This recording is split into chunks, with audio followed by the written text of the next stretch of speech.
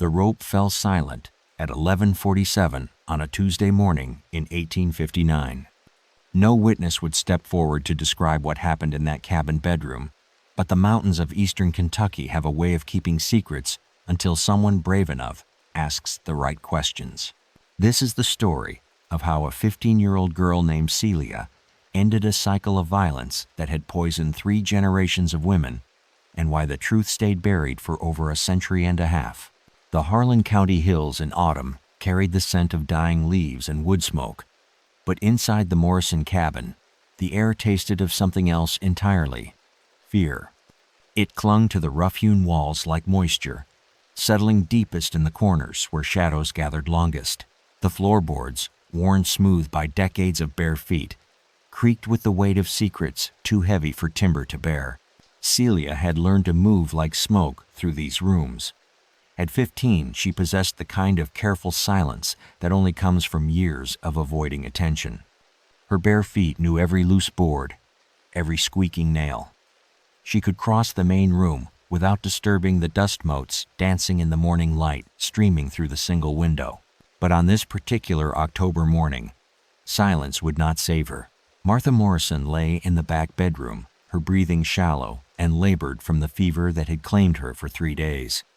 The illness had turned her pale skin waxy and drawn, but it had done nothing to diminish the cruelty that lived behind her eyes. Even confined to bed, she commanded the household with the same iron will that had broken spirits for 23 years. The fever had started on Saturday. By Monday, Martha could barely lift her head from the pillow. Her husband, Thomas Morrison, had ridden to Harlantown for the doctor, leaving specific instructions for Celia's care of his ailing wife. Those instructions came with a warning: "She dies while I'm gone, girl, and you'll follow her to the grave." Celia had tended the sick before.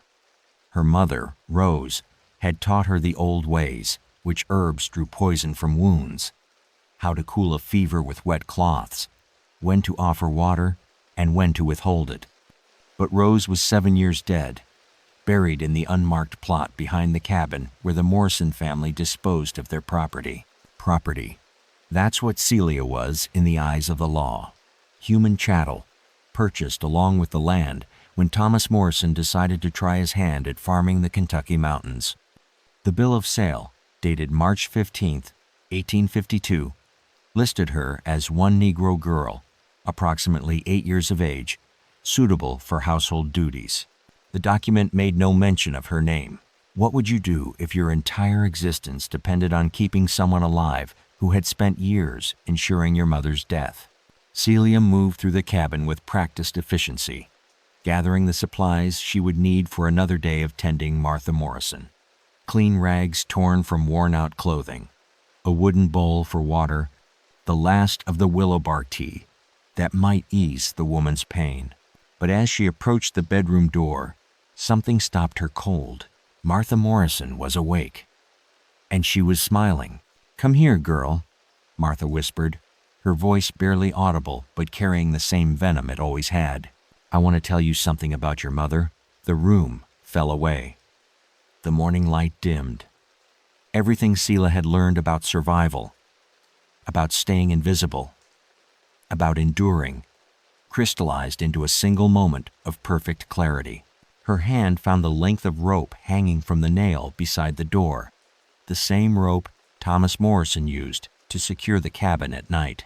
But before we understand what happened next, we need to go back 7 years to the day Rose died, because Martha Morrison's final words would unlock a truth that had been festering in these mountains since Celia was a child. Drop a comment below and let us know where you're watching from and what time it is in your part of the world. Hit that like button if you're ready to dive deeper into this story. And subscribe, because we're just getting started. The next part reveals exactly what Martha Morrison did to Rose and why Celia had been planning this moment for longer than anyone realized. Rose had screamed until her voice broke on a winter morning in 1852. The sound echoed off the cabin walls and died somewhere in the spaces between the floorboards, joining the ghosts of every other cry that had shattered the mountain silence over the years. Understanding what drove Celia to that rope requires seeing the systematic destruction of her mother because Martha Morrison didn't just own people, she broke them with surgical precision.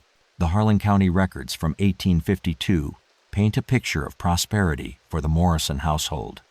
Tax documents show Thomas Morrison owned 600 acres of prime mountain land, 3 horses, and sufficient livestock to support a family of means. What the records don't capture is the sound of leather meeting flesh every Tuesday and Friday morning. Martha Morrison kept a schedule. Celia was 8 years old when she first witnessed her mother's ritual punishment. Rose had been accused of overcooking the morning biscuits, a crime that required correction in Martha's carefully ordered world. The beating took place in the main room, always in the main room, where the light was good and the sound would carry. Watch, Martha had commanded Celia that first time. Learn what happens when you forget your place. The whip was a thing of precision, not the crude cat-o'-nine tails used on field slaves, but a single-strand instrument designed for control rather than destruction. Martha wielded it with the same methodical approach she brought to every aspect of household management. 3 strikes across the shoulders, 2 across the back, always stopping before permanent damage occurred, always stopping before death. The genius of Martha Morrison's cruelty lay not in its intensity, but in its sustainability. She had perfected a system of pain that could continue indefinitely without diminishing her property's value. Rose could still work the next day, could still cook, clean, tend the animals, could still function as the machine Martha required her to be. But something deeper was breaking with each session. Celia learned to anticipate the beatings by reading the subtle signs her mother tried to hide. The way Rose's hands would shake while kneading bread on Monday afternoons. How she'd glance toward the main room door every few minutes on Tuesday mornings. The careful way she'd move on Wednesday, favoring the side where the leather had found its mark. Some wounds never heal properly. By 1854, Rose had begun talking to herself. Quiet conversations with people who weren't there. Discussions about places that existed only in memory. She spoke of a sister named Caroline who lived by a river, of a mother who sang gospel songs while hanging laundry, of a time before the Morrison cabin, before the scheduled beatings, before the careful maintenance of suffering. Martha Morrison noticed the change, and she decided it required adjustment. The beatings intensified. Not in frequency, Martha was too calculating for that, but in psychological precision. She began timing them to coincide with moments when Rose showed signs of happiness. A smile while tending the garden. Tuesday's session would focus on the hands. Humming while preparing supper. Friday's punishment would target the throat. Pavlov would have admired the technique. Celia watched it all. 8 years old became 9, then 10, then 11. She learned to make herself small during the sessions, to breathe quietly, to keep her face carefully blank. But inside, something was crystallizing. A cold understanding of exactly how the world worked, and who deserved to suffer in it. What would you do if you spent 3 years watching someone systematically destroy the only person who loved you? The breaking point came on Celia's 11th birthday. Not that anyone acknowledged the date. Rose had managed to save enough flour to make a small cake, hiding the ingredients over weeks of careful rationing. She'd planned to surprise her daughter after the evening chores were finished. Martha Morrison found the cake cooling on the windowsill. The beating that followed lasted 47 minutes. Celia counted every second on the wooden clock that sat above the fireplace, its tick marking time like a funeral drum. Rose didn't scream this time. She'd learned that screaming only prolonged the sessions. Instead, she went somewhere else entirely, her eyes fixed on a point beyond the cabin walls, beyond the mountains, beyond the reach of leather and pain.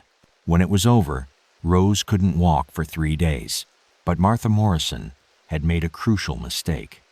For the first time, she'd beaten Rose in front of Celia without ordering the girl to watch. The session had been spontaneous, driven by genuine anger rather than calculated discipline. And Celia had seen something in Martha's face during those 47 minutes.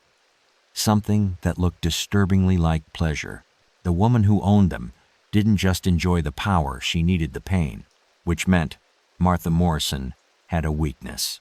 And 11-year-old Celia began to understand exactly how to exploit it. But first, her mother would have to die in circumstances that would haunt these mountains for generations, because some patterns of violence can only be broken by violence itself. Death came quietly to the Morrison cabin on February 14, 1855. No screaming this time, no desperate pleas for mercy, just the soft sound of breath, leaving a body that had finally surrendered to 3 years of calculated destruction. The timing wasn't coincidental, and by morning, 11-year-old Celia would understand that some murders happen slowly, one beating at a time. The temperature had dropped to 14 degrees below zero that Valentine's Day evening. Ice crystals formed on the inside of the cabin windows, and the mountain wind howled through gaps in the log, chinning with a sound like dying animals. Thomas Morrison had ridden to Pineville on business, leaving Martha alone with her 2 pieces of property. Rose had been sick for a week, not the kind of sickness that comes from infection or disease, but the bone-deep exhaustion that follows years of systematic trauma. She'd stopped eating regularly in January, stopped humming while she worked, stopped meeting Celia's eyes during the morning routine. Martha Morrison noticed the change, and she decided it required immediate correction. The beating began at 8:37 that evening. Celia tracked the time by counting the chimes from the mantel clock, each bronze note marking another minute of horror unfolding in the main room. But something was different about this session.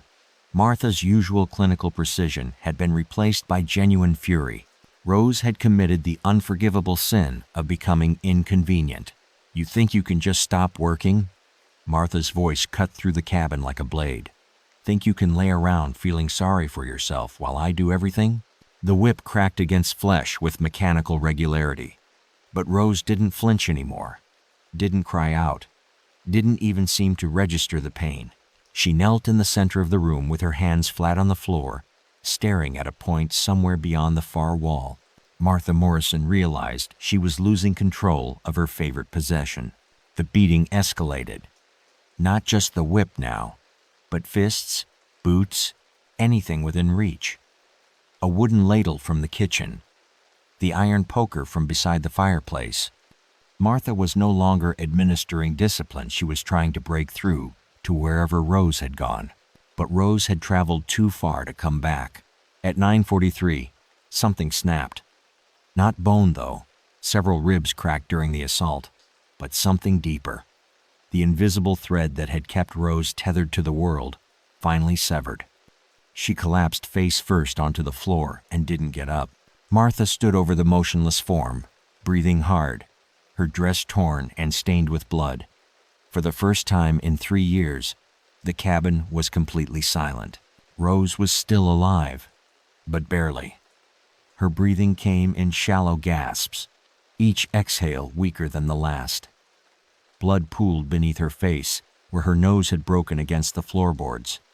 Her left arm twisted at an angle that suggested something had separated inside the shoulder. Martha Morrison looked down at her handiwork and made a calculation. She walked to the kitchen and poured herself a cup of coffee, sat in her rocking chair beside the fire, picked up her needlework, and began stitching a pattern of small blue flowers onto a pillowcase. Celia knelt beside her dying mother, whispering words of comfort that Rose could no longer hear. She tried to stop the bleeding from the worst wounds, but Martha's voice cut across the room like winter wind. "Leave her be." She made her choice. For the next 6 hours, Celia watched her mother die by degrees. Rose's breathing grew more labored as internal injuries took their toll. Blood frothed at the corners of her mouth. Her skin turned gray, then blue. Martha Morrison continued her needlework, occasionally glancing over to check Rose's condition. When the breathing finally stopped at 3:17 in the morning, she simply nodded and set her sewing aside. "Get the shovel from the shed," she told Celia. "Ground's too frozen to dig deep, but we'll manage." But the real horror wasn't Rose's death, it was what happened next. Thomas Morrison returned from Pineville 2 days later to find his wife in excellent spirits and his property reduced by 1. Martha explained that Rose had succumbed to fever during the night, a common enough occurrence in the mountains during harsh winters. Buried her out back, she said, gesturing toward the unmarked plot where other inconvenient possessions had been disposed of over the years. Figured you wouldn't want the expense of a proper funeral.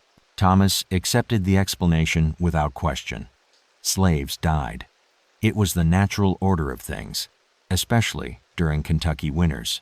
He made a note in his ledger book under property loss and calculated the financial impact, but that evening, while Martha prepared supper, she began humming a soft, melodic tune that sounded almost cheerful.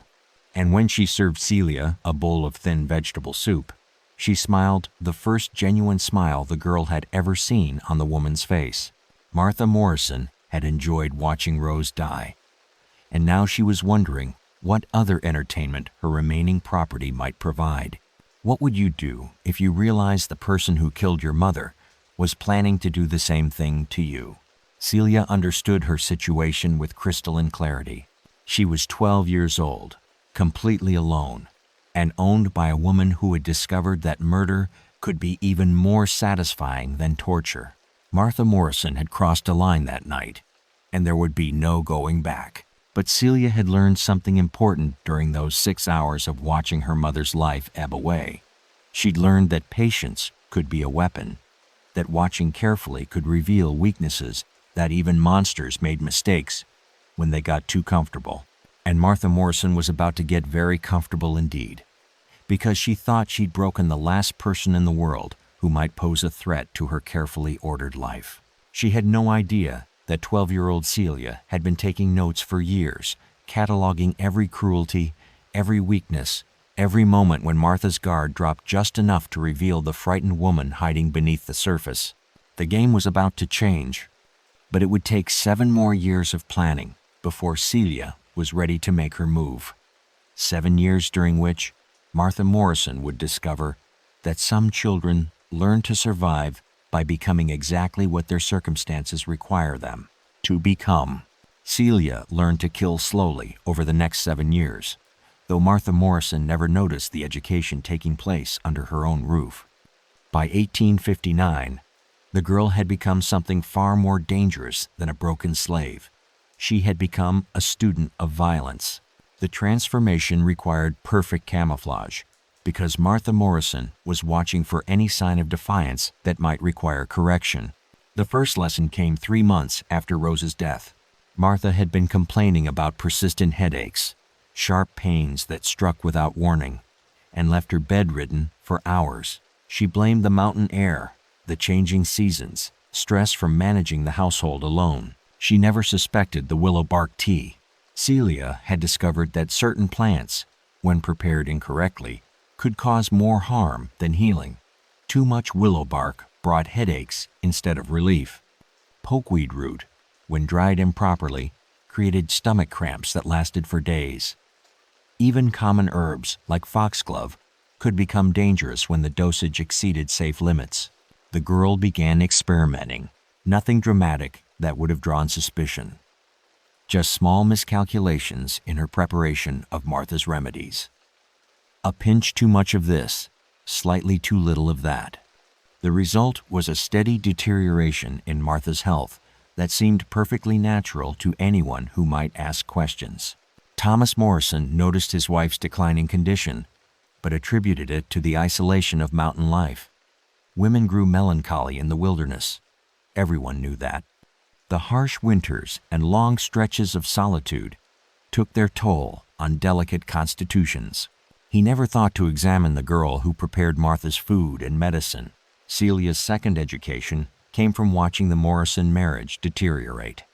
Thomas had grown tired of his wife's increasing complaints about her health, her demands for attention, her inability to manage the household as efficiently as before. He began spending more time away from the cabin, traveling to Harlantown on business that could have been conducted by letter.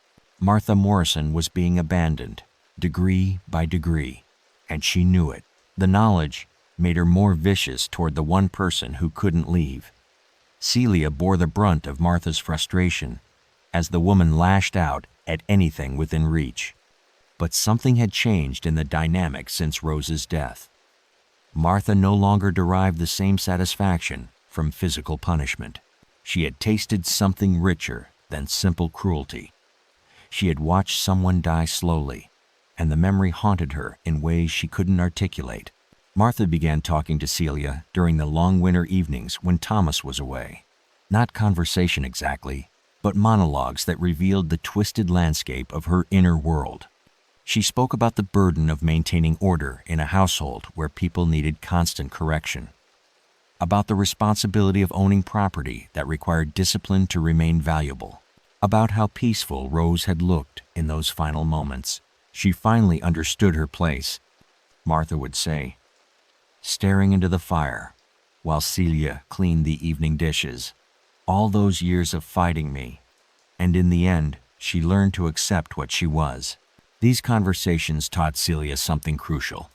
Martha Morrison wasn't just cruel, she was lonely. The isolation of mountain life had created a hunger for human connection that manifested as an obsession with control. Martha needed to break people because breaking them was the only way she knew how to touch their souls. Understanding that need gave Celia her greatest weapon. The girl learned to become exactly what Martha Morrison required: submissive but not broken, obedient but still possessed of enough spirit to make the domination satisfying. She became Martha's perfect audience, listening to the woman's rambling justifications for cruelty while hiding her own growing understanding of human psychology. Some monsters teach their victims exactly how to destroy them. By 1857, Celia had compiled a mental catalog of Martha's weaknesses. The woman was terrified of abandonment, hence her increasing anger at Thomas's absences. She craved validation for her actions, which explained the long monologues about maintaining order, and she was haunted by guilt over Rose's death, though she would never admit it directly. Most importantly, Martha Morrison was beginning to show signs of the same psychological fragmentation that had preceded her previous victim's death.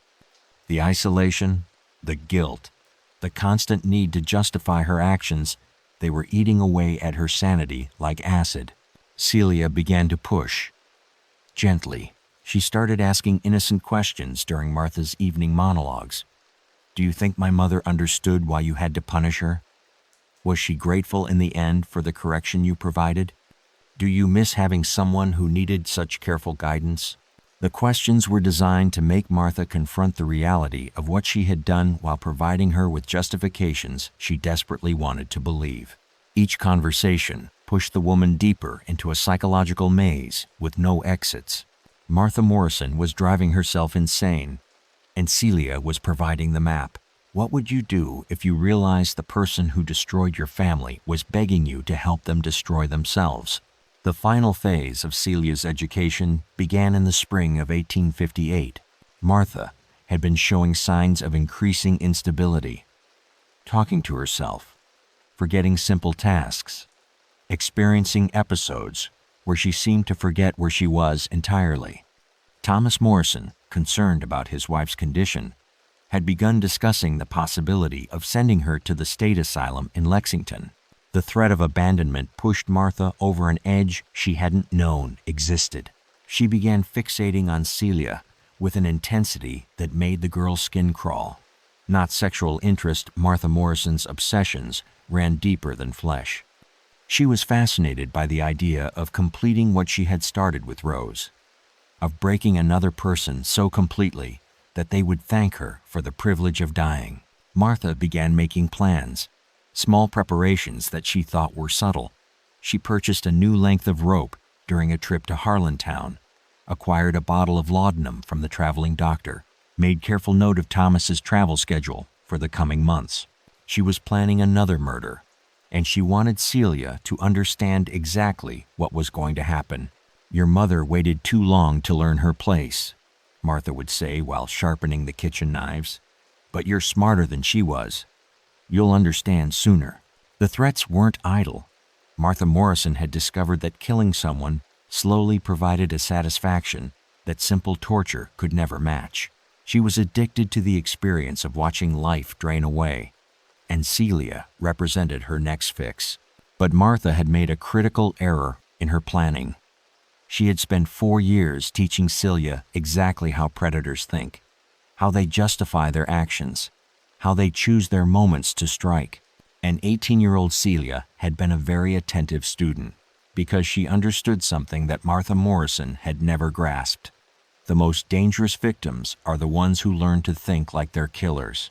The final confrontation was only months away, and when it came, Martha Morrison would discover that some students eventually surpass their teachers, especially when the lesson plan includes murder. The traveling physician arrived at the Morrison cabin on September 9, 1859, carrying news that would accelerate Martha Morrison's final descent into madness. Dr. Samuel Whitman had ridden up from Harlantown at Thomas Morrison's request, concerned about his wife's increasingly erratic behavior. What the doctor discovered would force Celia to move her timeline forward by months, because some opportunities for justice arrive on their own schedule. The morning air carried the scent of burning leaves and wood smoke as Dr. Whitman's horse picked its way up the mountain trail. Inside the cabin, the atmosphere felt thick enough to cut. Martha Morrison sat in her rocking chair, staring at nothing, her fingers working constantly at a piece of embroidery that had been reduced to tangled threads. She hadn't spoken to Thomas in 3 days. Dr. Whitman was a small, precise man with wire-rimmed spectacles and the careful manner of someone accustomed to delivering bad news. He'd seen cases like Martha's before mountain isolation, combined with underlying instability, often produced similar symptoms. The loneliness ate away at the mind, like cancer. His examination took 47 minutes. He tested Martha's reflexes, listened to her heart, examined her eyes for signs of physical illness. But the real diagnosis required observation rather than medical instruments. Martha Morrison was losing her grip on reality. She needs constant supervision, Dr. Whitman told Thomas during a private conversation in the yard. The episodes are becoming more frequent, and her fixations are growing stronger. She's talked about nothing but that slave girl for the past hour. Thomas Morrison looked toward the cabin, where Celia was preparing the midday meal. He'd noticed his wife's increasing obsession with the girl, but he'd attributed it to boredom rather than genuine mental illness. "What kind of fixation?" he asked. Dr. Whitman chose his words carefully.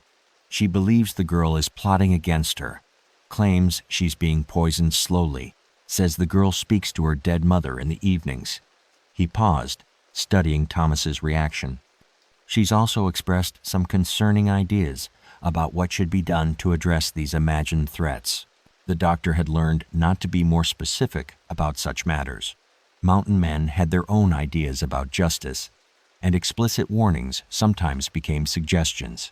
But Thomas Morrison was already calculating the financial implications. A wife in an asylum meant ongoing expenses. A slave with a reputation for causing problems meant decreased value. The situation required practical solutions rather than medical ones. "How long before she becomes completely unmanageable?" Thomas asked. Dr. Whitman studied the older man's face, reading the subtext clearly. "Difficult to say. Could be months, could be weeks. The mountain winter might accelerate the decline. Isolation always makes these conditions worse." Inside the cabin, Celia had been listening to every word through the thin walls. She understood that time was running out faster than she'd anticipated.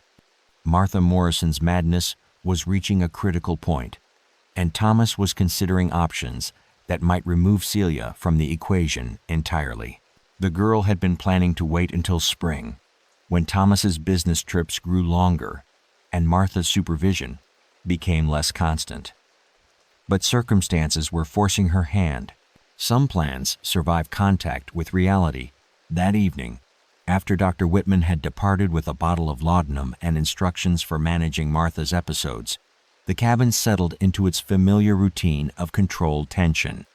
Thomas Morrison sat by the fire, reviewing his account books. Martha rocked in her chair, muttering to herself about conspiracies and betrayals. and Celia prepared what would be Martha Morrison's final meal.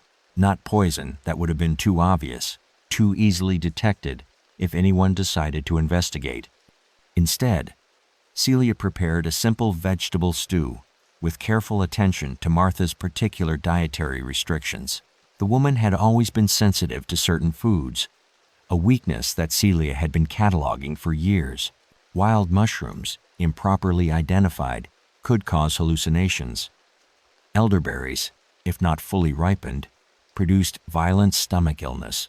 Even common herbs like nutmeg became toxic in sufficient quantities. Celia had become an expert in the fine line between medicine and poison. She served the evening meal with the same quiet efficiency she'd maintained for 7 years. Thomas ate heartily, complimenting the flavor. Martha picked at her portion, suspicious but unable to identify any specific problem with the food. An hour later, Martha Morrison began experiencing what Dr. Whitman would have recognized as acute psychotic symptoms. The hallucinations started small shadows moving in her peripheral vision, whispers that seemed to come from empty rooms. But they escalated quickly as the improperly prepared herbs took effect. Martha began seeing her dead mother-in-law standing in the corners, pointing accusatory fingers. She heard Rose's voice calling from the grave behind the cabin. Most disturbing of all, she became convinced that Celia was somehow orchestrating the entire experience. "She's doing this," Martha screamed at Thomas, pointing at the girl who sat quietly mending clothes by the firelight. "Can't you see what she's become? She's learned things, dark things." Thomas Morrison looked at his 15-year-old slave, small, quiet, seemingly harmless, and saw nothing that justified his wife's terror. But Martha's panic was real enough to demand action. He decided to lock Celia in the root cellar for the night, just to provide Martha with some peace of mind. The decision would prove fatal, but not for the person Thomas intended to protect. What would you do if the person who killed your mother locked you in a hole in the ground while planning your execution? The root cellar sat behind the cabin, carved into the hillside and lined with stones to keep the contents from freezing during winter months. It measured 8 feet square and 6 feet deep, large enough to store vegetables and preserved meat, small enough to feel like a grave when the wooden door slammed shut above your head. Celia had been imprisoned there before, usually for minor infractions that required correction. She knew every stone in the walls, every gap where mountain air seeped through the crude mortar.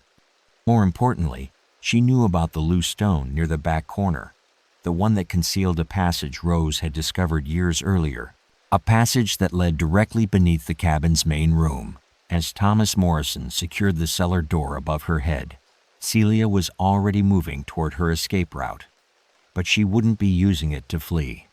She would be using it to finish what Martha Morrison had started 7 years ago, because some cycles of violence can only be broken by completing them. And Celia had learned exactly how to give Martha Morrison what she'd been craving all along the experience of watching someone die slowly. The only difference was that this time, Martha would be the one doing the dying. The passage beneath the Morrison cabin had been carved by water over decades, a natural channel that Rose had discovered during her early years of captivity. She had never told Martha or Thomas about the hidden entrance. Some secrets were too valuable to share with masters.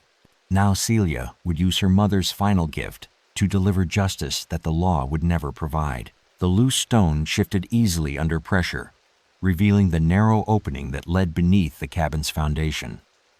The passage smelled of damp earth and decades of accumulated secrets. Celia crawled through darkness that felt familiar rather than frightening. She had explored this route many times over the past 4 years, always planning for the moment when she might need it. The tunnel emerged beneath the cabin's main room, behind the stone fireplace where the foundation met the hillside, a gap just wide enough for a small person to squeeze through, hidden by shadows and the accumulated debris of years. Above her head, she could hear Martha Morrison pacing the floor. The woman's hallucinations had intensified since supper. She was talking constantly now, sometimes to Thomas, sometimes to invisible presences that only she could see. Her voice carried the high, brittle quality of someone balanced on the edge of complete breakdown. "She knows what she did," Martha was saying. "Knows about the herbs, about the sickness. Been planning this for years. Thomas, years." Thomas Morrison's response came as a low rumble through the floorboards. "Woman's locked in the cellar. Can't hurt anybody from down there." But Martha Morrison understood something her husband didn't. Celia had been hurting people for years, slowly, carefully, invisibly. The girl had learned to kill with patience rather than violence, and Martha was beginning to realize she'd been under attack all along. The realization was driving her insane. Celia listened to the conversation above, while positioning herself directly beneath Martha's favorite rocking chair. The woman had worn grooves in the floorboards with years of nervous rocking, and the repeated pressure had loosened several boards. With careful application of force from below, they could be shifted just enough to create an opening. Some foundations are weaker than they appear. She worked with the methodical patience that 7 years of planning had taught her. One board loosened, then another. The nails groaned softly as she applied pressure, but the sound was masked by Martha's increasingly agitated pacing above. By 10:30 that evening, Celia had created a gap large enough to reach through. More importantly, she had positioned herself to hear every word of the conversation taking place above her head. Thomas Morrison was making plans for her disposal. "Doctor says Martha needs peace of mind," he was telling his wife. "Girl's causing too much trouble.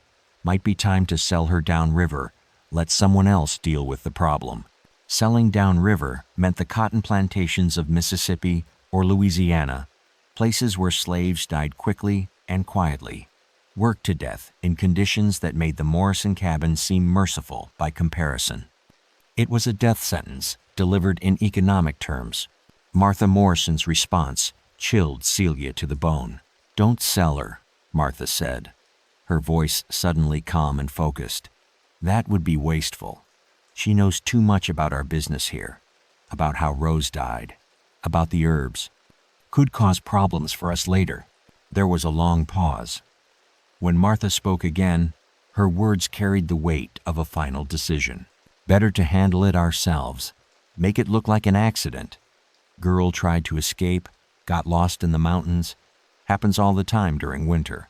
Thomas Morrison considered the proposal. From a practical standpoint, it made sense. Dead slaves couldn't testify about their treatment. Dead slaves couldn't spread stories about mysterious deaths on remote mountain properties. "When?" he asked. "Soon," Martha replied. "Before the first snow. Before she has time to cause more trouble." "What would you do if you overheard your owners planning your murder while you hid beneath their feet?" Celia had always known this moment would come. Martha Morrison was too unstable, too paranoid, too consumed with the need to eliminate any threat to her carefully constructed world. The only surprise was that it had taken 7 years for the woman to reach this decision. But Celia had used those 7 years well. She had studied Martha Morrison like a naturalist, studying a dangerous animal, cataloging weaknesses, identifying behavioral patterns, understanding exactly what motivated the creature she intended to destroy. And now, crouched beneath the floorboards, while her owners discussed her execution, Celia understood that the moment for action had finally arrived. She reached through the gap she had created and carefully felt along the underside of the floor until her fingers found what she was looking for, the loose board directly beneath Martha's chair. The one that would shift just enough under pressure to cause an accident, but accidents required preparation. And Martha Morrison's death would need to look like the natural consequence of her deteriorating mental state rather than the calculated murder it actually was. Celia withdrew her hand and began working on the second phase of her plan, the one that would require Martha Morrison to hang herself with the very rope she had purchased for Celia's execution. Because some people deserve to die exactly the way they planned to kill others. And 18-year-old Celia had learned that justice sometimes wears the mask of coincidence. The rocking chair above her head creaked steadily as Martha Morrison contemplated murder. But beneath the floor, her intended victim was putting the finishing touches on a plan that had been 7 years in the making. Tomorrow morning would bring the fever that would confine Martha to her bed, and tomorrow evening would bring the rope that would end Martha Morrison's reign of terror forever. Martha Morrison woke on October 10th with fire burning through her veins and ice crystallizing in her lungs. The fever struck without warning, transforming her from predator to prey in the span of a single night, exactly as Celia had calculated it would. The girl had spent years perfecting the timing of Martha's final illness, because some murders require the appearance of natural death. Thomas Morrison found his wife at 6:43 that morning, writhing in her bed with symptoms that seemed to defy medical explanation: high fever alternating with violent chills, severe abdominal cramping that came in waves, hallucinations that made her scream about shadows moving across the walls. Dr. Whitman would later record it as mountain fever, a catch-all diagnosis for illnesses that struck isolated homesteads during the changing seasons. He never suspected the carefully prepared herbs that Celia had been introducing into Martha's food for weeks. The plan required Martha Morrison to be bedridden and isolated when Thomas left for his monthly business trip to Harlantown. It required her to be conscious but weakened, aware but helpless. Most importantly, it required her to be alone with Celia when the final confrontation took place. Martha's illness provided all of these conditions. Thomas Morrison was a practical man who understood that wives required maintenance like any other property. When they broke down, you either repaired them or replaced them, but you didn't waste valuable time hovering over sickbeds when business demanded attention. He departed for Harlantown at 8:15 that morning, leaving strict instructions for Celia's care of his ailing wife. "Keep her comfortable," he said, adjusting the rope that secured Celia's wrists, a precaution he'd adopted since Dr. Blanked. Whitman's warning about the girl's supposed influence over Martha's condition: "I'll be back in 3 days. She dies while I'm gone, and you'll answer for it." The threat was meaningless. By the time Thomas Morrison returned from Harlantown, Martha would be dead and Celia would be free one way or another. But first, Martha Morrison needed to understand exactly what had been done to her and why. Some people deserved to know their executioner's name. Celia spent the morning attending to Martha's needs with the same careful efficiency she'd maintained for 7 years. Fresh water for the bedside table, cool cloths for the fevered forehead, small portions of broth that would be rejected but offered nonetheless. Martha drifted in and out of consciousness, her delirium punctuated by moments of startling clarity. During these lucid intervals, she would fix Celia with eyes that burned with more than fever. "You've been poisoning me," she whispered during one such moment. "All these months, all these years." Celia continued folding laundry without acknowledgement. "I know what you are," Martha continued, her voice gaining strength despite her physical weakness. "What you've become. Your mother was weak, but you learned to hide your strength." Still no response from the girl. Martha Morrison smiled, a cold, knowing expression that transformed her fevered face into something predatory, despite her helpless condition. "Thomas thinks you're harmless, thinks I've been imagining things, but I see you clearly now. See what you've been planning." Celia set down the laundry and turned to face the bed. For the first time in 7 years, she looked directly into Martha Morrison's eyes, without lowering her gaze. "Tell me about my mother's last words," Celia said quietly. The question hung in the air like smoke. Martha's smile widened. "She begged," Martha whispered. "Begged me to spare you. Said she'd do anything, accept any punishment, if I'd promise to treat you gently." Martha's voice took on a mocking sweetness. Such touching maternal devotion. Celia's expression remained neutral, but something shifted in the atmosphere of the room. "What did you tell her?" Martha Morrison's laugh was barely audible, but it carried 7 years of accumulated cruelty. "I told her I'd think about it, let her die believing her sacrifice might mean something." She paused, savoring the memory. Then I decided it would be more interesting to see what you'd become without her protection.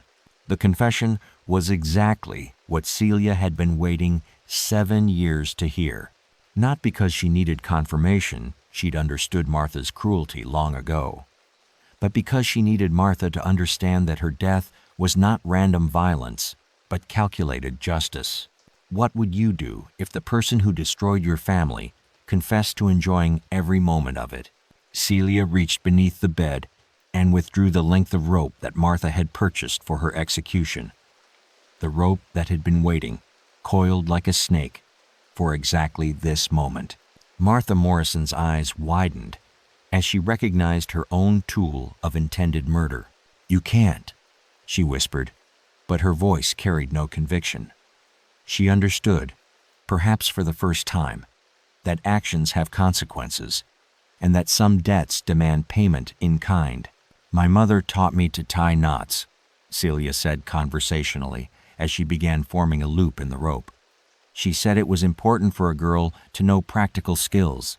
The fever had weakened Martha Morrison's body, but sharpened her understanding of the situation. She was going to die in the same manner she had planned for others, and there was a terrible symmetry to it that felt almost like destiny.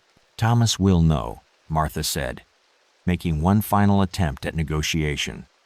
"He'll know you did this." Celia tested the strength of her knot with careful precision.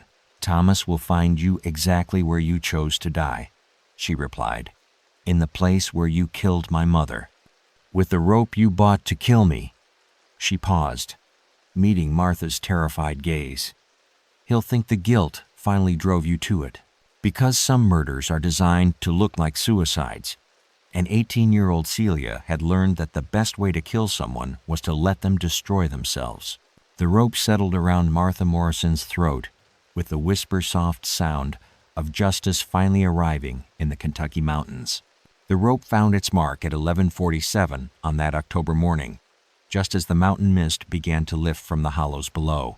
Martha Morrison's final breath escaped as a whisper that seemed to join the wind moving through the dying leaves outside the cabin window. Justice had finally arrived in the Kentucky mountains, delivered by hands that had learned patience from 7 years of suffering. Celia worked with methodical precision to arrange the scene. Martha Morrison's body positioned carefully beside the bed, the rope secured to the wooden beam that supported the cabin's roof. The chair kicked over, as if in a moment of final desperation. Even the scattered belongings on the floor, arranged to suggest the frantic actions of someone consumed by guilt. Thomas Morrison would return from Harlantown to find his wife exactly where her deteriorating mental state had been, leading dead by her own hand, unable to bear the weight of her crimes any longer. The coroner's report, filed 3 days later, would record Martha Morrison's death as suicide, while temporarily deranged by mountain fever. No investigation would follow. No questions would be asked about the girl who had been locked in the root cellar during the incident.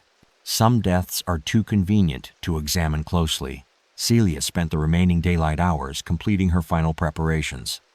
She gathered the few possessions that had belonged to her mother: a wooden comb, a strip of faded ribbon, a small carved figure that Rose had hidden beneath a loose floorboard. Then she walked to the unmarked grave behind the cabin and knelt in the mountain soil. "It's finished," she whispered to the earth that held her mother's bones. "She won't hurt anyone else." The wind through the trees seemed to carry an answering whisper, but it might have been imagination. When Thomas Morrison returned on October 13th, he found Celia sitting quietly on the cabin's front porch, her hands folded in her lap, her expression carefully blank. Inside, Martha Morrison's body hung in the bedroom like a question mark, punctuating the end of a violent sentence.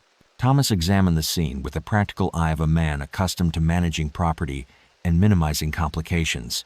His wife's death was inconvenient, but not unexpected, Dr. Property.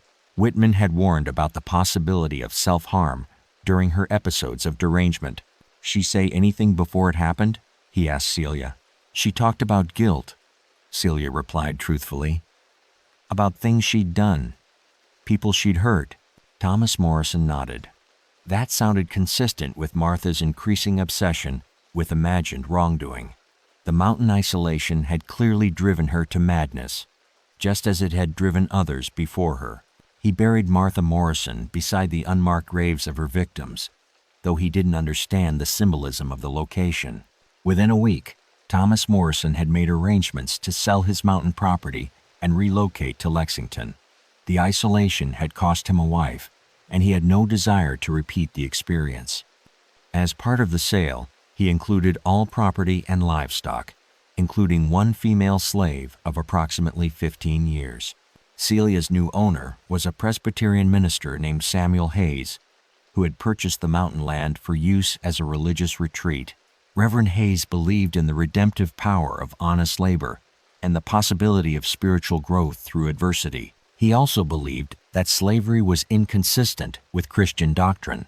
On November 1st, 1859, Celia received her freedom papers, the first legal document that had ever recognized her as a human being rather than property. What would you do with freedom after 15 years of bondage? Celia chose to disappear. She walked away from the Morrison cabin on a November morning when the first snow was beginning to dust the mountain peaks.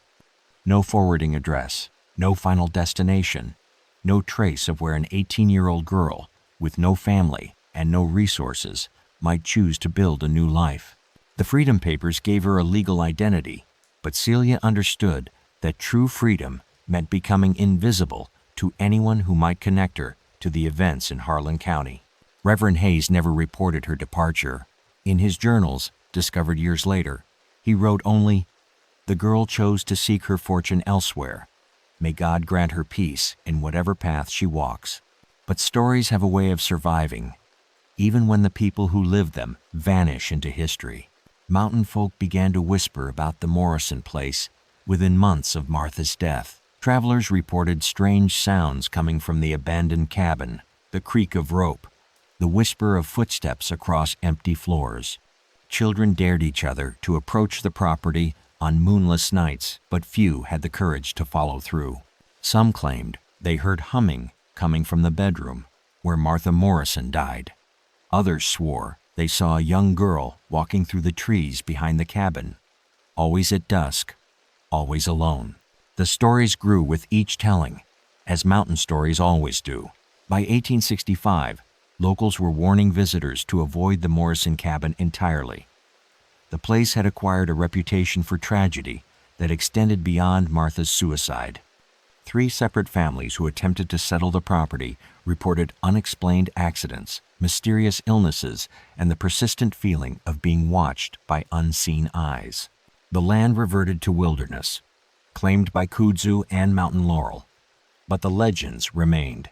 They say that even now, when October mist rises from the Kentucky hollows, you can still hear the sound of rope against wood echoing through the mountains. Local hunters avoid the area where the Morrison cabin once stood, claiming their dogs refuse to track game anywhere near the old foundation stones.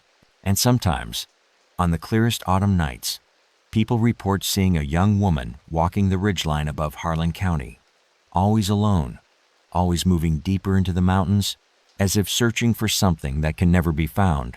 The official records list Martha Morrison's death as suicide brought on by temporary insanity. But the mountains remember a different truth, that sometimes justice arrives wearing the face of a 15-year-old girl who learned that the only way to stop a monster is to become something more dangerous than the monster itself. Celia's story ended with freedom, but her legend continues in the whispered warnings passed down through generations of mountain families. Some people disappear into the wilderness and are never seen again, but they never really leave. We're only scratching the surface. The next case is even darker. Subscribe before it drops.